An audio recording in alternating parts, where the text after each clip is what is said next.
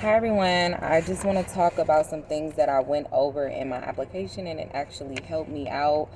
I haven't really completed it or finished it, but some things that I do want to give out to other parents or whoever may be needing to be healed from some form of childhood trauma. It will reoccur back up in your life when you're an adult. I'm 30 right now.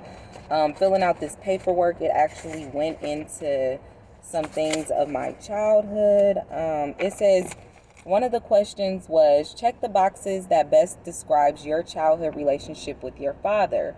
No relationship: abusive, idolized, neglectful, caring, supportive, fun, friendly, warm, gentle, smothering, demonstrative, overprotective, respectful, anxious, consistent.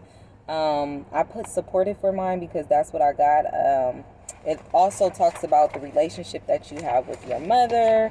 Was she happy, fun, wonderful, stable, confusing, spoiled, enjoyable, um, unpredictable, relaxed, mean? It gives us all these different scenarios on what kind of role our parent, like, how do we feel necessarily being around them. That was really deep to me. It says, how do you view your childhood experience? Was it painful, happy, fun, wonderful, exciting, unhappy, carefree?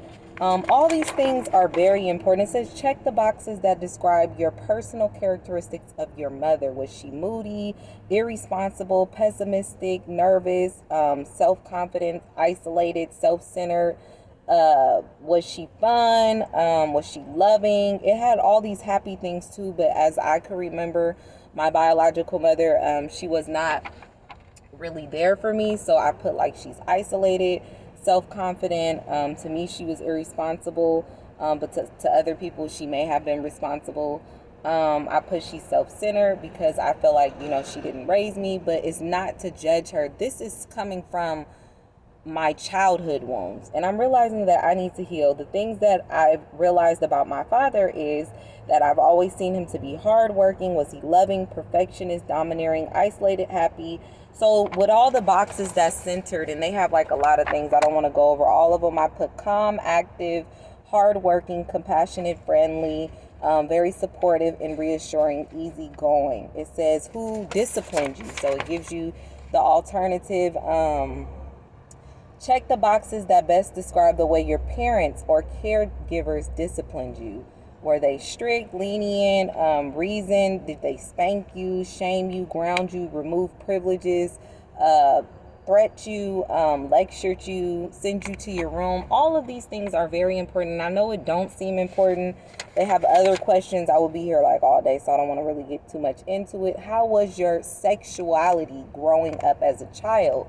Were you open about sexuality? Never discussed sex in your family? Homosexual? Believed sex was sinful?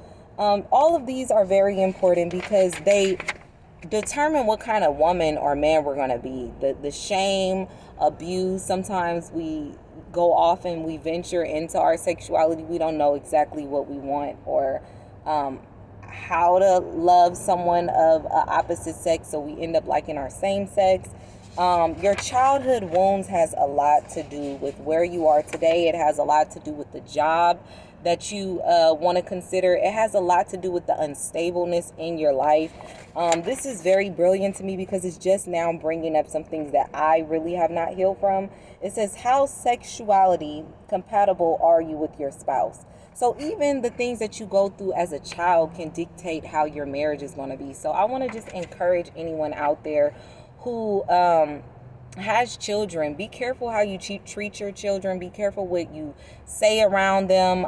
They're watching you. Are they growing up with a lot of cursing in the home? Do they curse?